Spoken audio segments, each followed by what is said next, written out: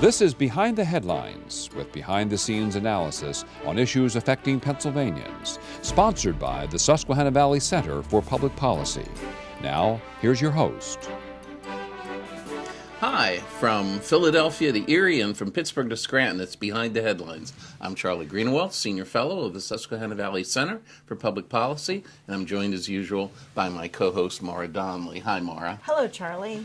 Why, we just had April Fool's Day pass. We did, yes. And apparently there were some shenanigans going on in the Delaware Valley. Really? And in Lower Pottsgrove Township. Lower Pottsgrove Township issued a special alert. They said that there were UFO sightings to try to kind of amuse their constituents. But in the Delaware Valley, in Upper Wakefield Township, police put out signs that said that they were going to eliminate all speed limits. That's a good one. And people could drive at a unlimited speed. And then they said April Fools. Yeah. These are it's crazy. Things I'm not used to seeing in our local townships. Charlie, it's sad, but April Fool's Day is the only day every year that people critically look at news. Well, it's a sad statement. Well, to give us more information about those townships and many others, we have the best person in the state to do that, and that's Dave Sanko. Dave is the Executive Director of the Pennsylvania State Association of Township Supervisors. Welcome back to the show, Dave. Thanks. Appreciate being here. I can add another story. There was a township in the southeastern part of the state that said, out of public concern for the kids' safety and trick-or-treating in the dark, that they were moving trick-or-treating until June 31st. Kids would have been all for that. Kids were for it. Yeah. Trick-or-treat in the daylight. That is a good story. Very clever. You want Very to start clever. out? Well, let's start out. We're really into the thick of your time of year when you have your biggest conference. So why don't we start by telling us a little bit about what's going on with your conference and how many people you expect and what they're going to be learning while they're there. Sure. Well, we've got there's over 3,500 folks already registered to be at the conference in Hershey, where they'll be having an opportunity to see 300 plus exhibitors. We've got over 100 different workshops with topics from land use to GIS to personnel practices and procedures, how to fix roads. It's really an opportunity for all those local officials to learn from each other and share best practices so they can do their jobs better. And at the end of the day, that's kind of our job, is to help give them the tools to do their job better because they want to provide affordable, quality government at an affordable price. It's probably really critical for newly elected township people, Sure, right? sure. I mean, I would think they would run to this event. I think they are, but I will say, obviously, we're in a presidential election year now, but coming off of a municipal election year, there were literally hundreds of folks who were newly elected. We just concluded 15 different locations of boot camps where we trained over 450 folks, about 18 hours over the course of a couple different weekends.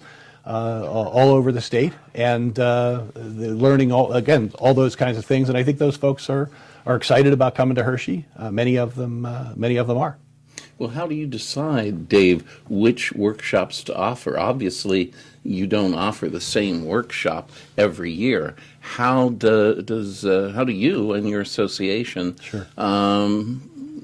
figure out what would be the most useful to the officials across the Commonwealth? Well, we go through an RFP process where we'll solicit and get, we got 150 different proposals in from folks offering topics that may be of interest to township officials. We have a review committee that goes through those. We clearly can't offer all of those. Some are combined. Some are turned into webinars at other parts of the year. But we try and do a broad range of topics, some about public works, some about public safety, some about general administration, and some about land use planning and zoning. So those are kind of the four big buckets that we kind of break it down into. And with over 100 topics, there's something for everyone, whether your community is large or small. And it really it's kind of highlights the best part about local government, because everyone is different. Each community can make their own decisions about what's important to them. What's needed in one area may not be at all on the radar in another area, and we have topics to try and help them address that. Well, who are some of your political VIPs that will be speaking to your group this year? So we are anticipating and hopeful that the governor will be there. Good. We have the Secretary of Transportation, Mike Carroll, the Acting Secretary of Environmental Protection, Jess Shirley, and then we have leaders from the House and Senate. From the House, we'll have Majority Leader Matt Bradford, and from the Senate, we're going to have Appropriations Chair Scott Martin, and then we're going to have a legislative panel with local government leaders and transportation officials on Wednesday. So a couple House members, a couple Senate members from the majority, minority, a balanced program. Well, since you're speaking about the legislature and the governor, as they are preparing to negotiate the budget in this time of year and consider a whole host of new bills, what are the important issues that your association is concerned with in the upcoming year, Dave? Well, I think from a local government perspective, there's a couple big things that are on the radar. One involves giving local communities the option to use electronic advertising to make their meeting notices available. Currently, the law only allows that to be in print publications. Print publications are going away in many communities. Some communities don't even have local newspapers anymore. So we're looking for the option of being able to do those notifications electronically, and it'll save some money. I mean, Penn State does a survey every year. There are $35 million spent annually just on meeting notices, just for local governments, just in Pennsylvania. That's not hiring. That's not procurements. That's not any biddings. That's only public meeting notices. $35 million, and we think there's a lot better ways to spend that money on behalf of the taxpayers. I know that one of your ongoing concerns is mandates coming down from state government, even some federal. Do you have any new threats coming your way, or interesting you say that? Status quo? I think scarily, yeah. I think there are new threats. I think look, it's a presidential election year. All eyes are on Washington. A lot of people want to make things done about the national and at the bigger levels of government and not at the local levels. And there are some movements to try and we've kind of said, leave the unfunded mandates off the table. Give us some tools. Whether those are there's talk about even having the state. We could call it preemption, where the state makes decisions for local governments and takes away their local choices. There's even talk about taking the land use decisions about where housing can be located, about where anything can be located, and put that at the state level and having one rule for everywhere. So I don't know about you, but I'm not wild about some bureaucrat in Washington or Harrisburg, drawing circles on a map and say, I think they need a dollar store there, or I think they need a housing apartment complex there, or I think they need an adult bookstore over there. Those should be community decisions and not picked by somebody out of town. No, I would agree with that. One of the other issues that we've talked about before, Dave, and has been discussed in Harrisburg over the last 20 to 25 years is the issue of broadband access. We know it's a priority for your association, and there are lots of areas that still don't have access to broadband. Have you been able to negotiate or talk to the Shapiro administration and make any progress on this? They declare themselves to be fully engaged in this. I guess I can ask you, how's that issue going? Well, look, I don't think I've ever seen more money on the table that is on the table right now between Washington and Harrisburg with funding, probably mostly federal resources. But it's about, look, nobody in Harrisburg has any problem spending money. It's a question about how can they spend it wisely and does it make sense? There are, as you indicate, there are almost 1 million people in Pennsylvania who don't have a single ounce or drop of broadband access. And then the rest of the people don't have enough broadband access because as we look around, more and more things are using broadband. It's not just your phone and your tablet and your computer. Now it's your thermostat and your doorbell and your all these other devices, security systems. Yeah. So there's a huge demand on broadband, and our concern is that money ought to be spent first on the places that don't have anything, to give those kids an opportunity and those families an opportunity to have access to education and health care and jobs before we go about building out the network in more populated areas where it's more perhaps popular to spend there. And when you go into those communities that don't have any, like an example, when you're defining how to go about doing it, you have to go online to make an application. Well, my goodness, if you don't have broadband, how are you supposed to make an application online? Yeah. And now they want you to get a municipality to be able to make an appeal for not having broadband. Is you have to go online and get a license from the FCC, which is it just kind of makes you scratch your head sometimes when you're trying to figure out these solutions. And common sense seemed to have gotten lost at the door. I get it. There's a lot of federal rules and regulations go along with it, and if maybe we shouldn't have been expecting common sense to come out of the federal government and rules and regulations. That's where you went wrong. That's where we went wrong. So I've been reading more and more about local governments dealing with cyber attacks, and everyone's dealing with it, but it's frightening. What are you guys doing about it to help your townships face these, and do you think there's enough being done about it? I don't think there will ever be enough done about it. I think every day we'll do more than we did yesterday, and we'll always be better than yesterday, but never good enough to what we need to be tomorrow.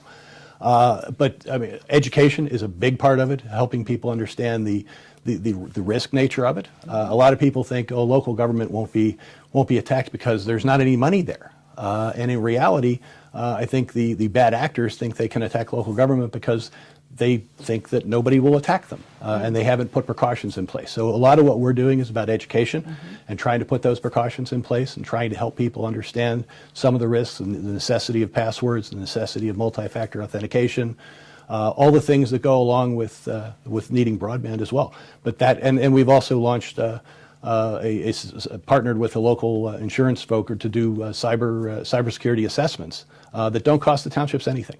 That they can have an assessment. Here's what you need to do. You can just choose to do it or not. You can decide what investments to make, what not. I mean, our job is never about trying to figure out how to tell people what to do. And that's what we'd really like Harrisburg to adopt that approach and stop telling locals what to do and get out of their way and let them do their job. Just out of curiosity, is cybersecurity one of your workshops at the conference? Of the 100 different options, that is one of them. Yes, absolutely. Okay. Well, we wish you success at the conference, and we look forward to you coming back in the very near future and telling us what's going on the Hill and what progress the budget's making, Dave. So hold on, and we'll be right back with the next segment of Behind the Headlines. Behind the Headlines is brought to you as a public service by the Pennsylvania State Association of Township Supervisors, the largest, most influential municipal association in the Commonwealth. Since 1921, PSATS has been preserving and strengthening township government and securing greater visibility and involvement for townships in the state and federal political arenas. Covering 95% of Pennsylvania's land mass, townships represent 5.5 million residents, more than any other type of political subdivision in Pennsylvania. Additional underwriting provided by the Worrell Corporation Foundation, based in Carlisle, Pennsylvania, by the Edward H. and Jeannie Arnold Foundation, and by the Pennsylvania Manufacturers Association. Business in Pennsylvania is our business. Behind the Headlines is also supported as a public service by the Pennsylvania Highway Information Association, the go-to source to learn about transportation projects and issues. Visit pahighwayinfo.org. Hi, welcome back to the second segment of Behind the Headlines. On this segment of Behind the Headlines, Maura and I are joined by one of the state's leading political commentators and political pundits, Charlie Gerow, who is the CEO of Quantum Communications. Welcome back to the show, Charlie. Great to be back, Charlie. They still allow me to sneak into Quantum Communications every once in a while. So I bet they do. Well, we wanted, Maura and I were hoping that we could get one of the state's finest political minds to talk with us about the upcoming elections. I guess we'll start out with the presidential sweepstakes. Where are we in Pennsylvania in the presidential race? Well, keep saying such nice things about me, Charlie, and I'll say whatever you'd like about whatever you'd like. Now, it's going to be a fascinating fall, as we all know. The nominees are pretty well set at this point, although I'm one that continues to believe that Joe Biden may not actually be the Democrat nominee when it's all said and done, but I'm ready to be proven wrong on that, as I am on so many things, Mara. We can talk a little bit more about that. But Pennsylvania will be at the apex of the campaign this fall. It's going to be the most significant state that's quote-unquote in play, the most number of electoral votes, coupled with the fact that we're going to have a very, very hotly contested race for the U.S. Senate. We're going to be in the eyes of the nation. And I think that when it's all said and done, Donald Trump will win Pennsylvania and will win the presidency. I'm reading that the Republicans are converting more people to the Republican Party than the Democrats are at a faster race this time. They are, Mara, and they Okay. have been for some time. They've Okay. really That's dramatically significant. reduced the gap between Republicans and Democrats in this state, according to registration. Now, people haven't voted the registration straight party for quite some time, but Republicans have made real inroads. But where Republicans are really doing well is in three separate demographic categories. The one, which is really interesting to see across the nation, the transformation, Charlie and Mara, of how we view the two parties. It used to be that the Republican Party was the party of the elites and the rich and all this and that stuff, according to what the teachers in school would like us to know. Today it's the Democrats. The elite, moneyed, quote-unquote, well-educated Hollywood types are Democrats. And you look at the suburban rim around Philadelphia, that's where the Democrats have their edge, in very wealthy, highly educated folks, whereas Republicans... Which used to be the base of the It Republican used to be the base of the Party. Republican Party. Now the Republican Party has shifted both geographically south and west, but demographically into much more working class, regular folk category. And as Lincoln said, God loved the regular people because he made so many of them. Well, we talked recently with another political pundit about the Latino vote in Pennsylvania and how what a significant role they're going to play. Well, that's where I was coming to. That was Yeah. the one was, just the broad demographic. But the other two are both the Latinos, and I am one, as you know, and two, the African-American community, where there are huge gains being made by Trump in particular, but by the Republicans kind of following in tow as African-Americans continue to see that they've been taken for granted by the Democrats for many, many years, and that the policies of the Biden administration are working against them on the economy. If you ask particularly younger black voters what they think about national politics, they'll say the economy is the number one issue. But right behind that is, of course, the border crisis, and that's hurting African Americans in the cities in particular, both in terms of their physical safety and in terms of their economic well-being. Well, Charlie, let's turn from the presidential race to the U.S. Senate race here in Pennsylvania. Of course, we have Bob Casey going up against Mr.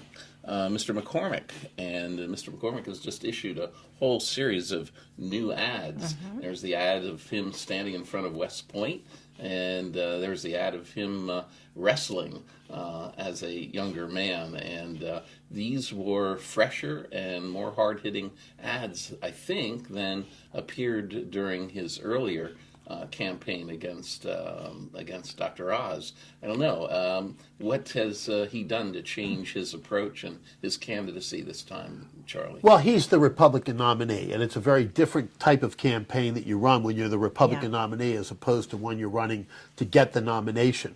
I think Dave McCormick is going to win. I think he may even win convincingly, and I think he's got a very, very bright future ahead of him. Look, Bob Casey got the job, let's be candid, because he was his father's son. And what has he done with it over the course of the past 18 years? What's the signature piece of legislation that Bob Casey has introduced and gotten through the United States Congress, even when it was controlled overwhelmingly by Democrats? Well, there isn't one. But more important, and I think the question that the McCormick campaign needs to ask over and over again, is simply, what has Bob Casey done for you? Because the fact of the matter is he hasn't done very much. He's a nice man. He's an honest man. You can't attack him on those types of issues, but you can attack him on his effectiveness in public office. He's been in public office basically all his life, over 3 decades, and has very, very little to show for it. Can we, I have a sort of an odd question for you, but I've been really tracking a lot of what John Fetterman has been doing, and he's really been breaking ranks lately. with his party, and seems to be, I think he had previously been viewed as a progressive. I think he's coming more towards center. What do you think about what's going on there? Well, John Fetterman's an interesting person and a fascinating character in his own right. And politically, what's happening does not surprise me, by the way. Okay. John dances to his own tune, takes his own counsel.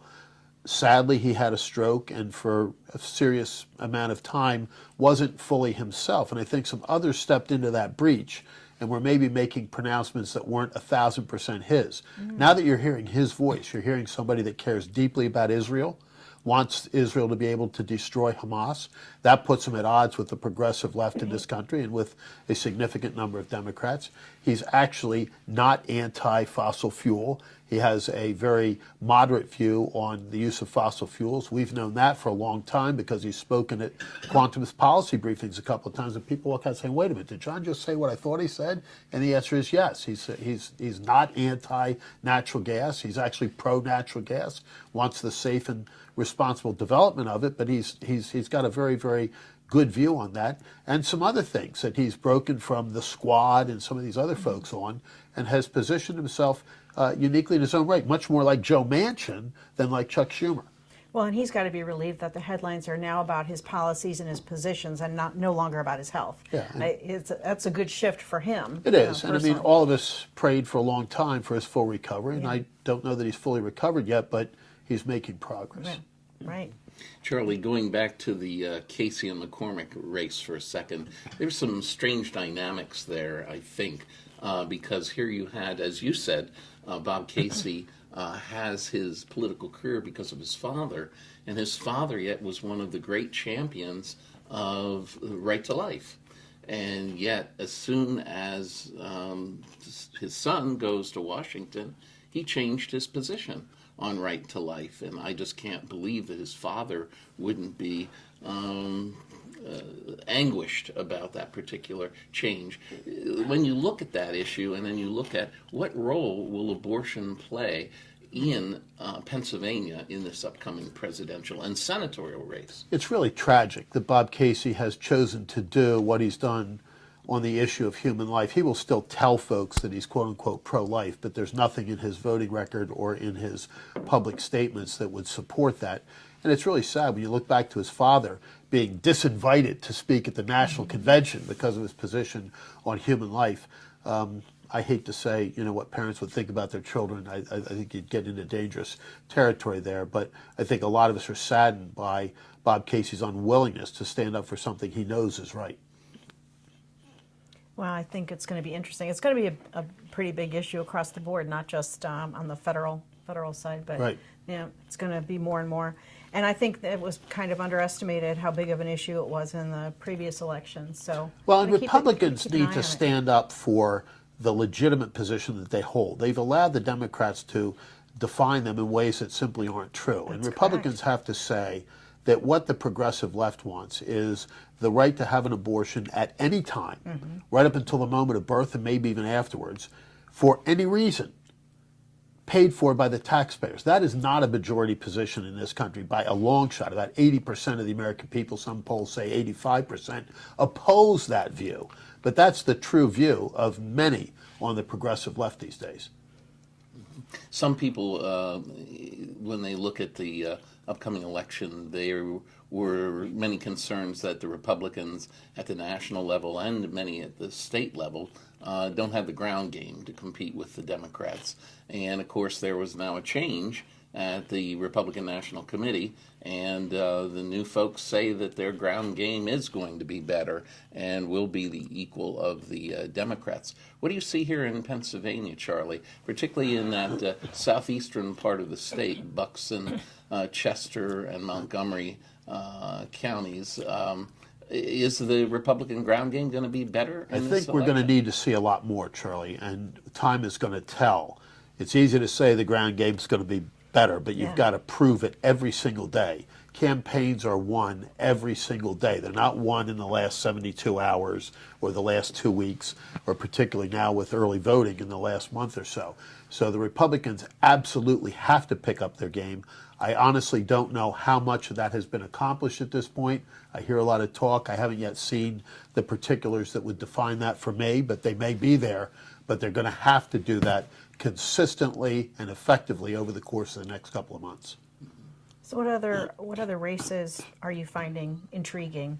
Well, there's an intriguing primary on both sides for Attorney General. And Attorney General obviously is a very, very important office in Pennsylvania. A large number of Democrats running, most of them from the Southeast. Eugene DePasquale, whom you know, running from the West, so he may have an advantage geopolitically. Plus, he has a base in central Pennsylvania from his days both in the legislature and as Auditor General. But that race is up for grabs. And on the Republican side, you have a hotly contested primary with Dave Sunday from York County against Craig Williams, state representative from Delaware County, who's waging a very effective campaign at this point, despite the fact that he doesn't have the party endorsement. He's kind of running as the outsider, saying that the powers that be and the establishment are not what represent most Republicans in Pennsylvania. He's gone after Dave Sunday on being weak on crime, and we'll have to see how all of that turns out. Mm-hmm. So what do you think the balance of power will be for the congressional delegation when it's all said and done, Charlie, in our last I think minute? that Republicans will control the House in Washington, but by a very, very slim margin again. But I think in Pennsylvania, the balance will be to the Republicans, whereas right now it's not. Okay. Oh. His Last crystal ball. He has his crystal ball. Last question for you, Oh Laura. my gosh. Let's see. Anything with the Auditor Generals? What's going on with the Auditor General? Well, again, the Republicans have the incumbent, Tim Right. DeFore. He's very popular. Very popular, first African American to hold that job, a Republican, interestingly. Yeah. The Democrats, Lord only knows who they're going to come up with, but the candidate that appears to be emerging hasn't ever done anything other than audit his own checkbook, has absolutely no experience, no qualifications, no credentials, is an ultra-liberal Democrat from Philadelphia. It'll be very interesting to see how that plays out in November. Yeah. Okay, well, you've heard it here first from Charlie Gerow, and we appreciate your appearance here with us, Charlie. Great to be with both of you. Well, thank you very much, and we'll see you next week again on another episode of Behind the Headlines. Tune in then.